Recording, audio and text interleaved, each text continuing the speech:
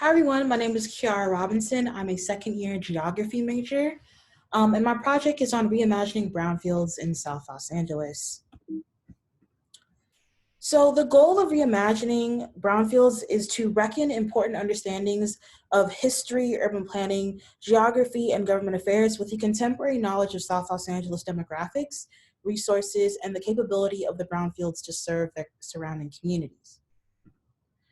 Brownfields are plots of land or sites of land that the expansion, redevelopment, or reuse of may be complicated by the presence or potential presence of a hazardous substance, pollutant, or contaminant. But we also understand that once these sites have been reinvested in and cleaned up, they can further protect their environment, reduce blight, and take developmental pressures off green spaces. To the left of the screen, you'll see the Environmental Protection Agency's cleanups in my community map with a specific focus on the 10-mile radius of South Los Angeles. South Los Angeles is a community that holds 30 brownfield sites. These 30 brownfield sites are surrounded by communities that lack important access to resources that could increase quality of life. And the community in South Los Angeles is made up of 38% Black individuals, 56.7% Latinx identifying individuals, 2.2% white, and 1.6% Asian.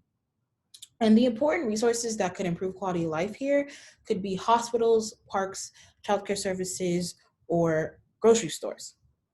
To the right of the screen, you'll see the South Los Angeles as determined by the Los Angeles Times Mapping LA project. The methods used to understand the status of brownfields in South LA was by overlaying two maps. So the EPA's Clean Rivers of My Community map with the South Los Angeles map from Mapping LA, the Los Angeles Times project. And that was done to understand the distance there was from the four important resources. These two sources were used to reckon the public information from the EPA with colloquially recognized sources with the Los Angeles Times.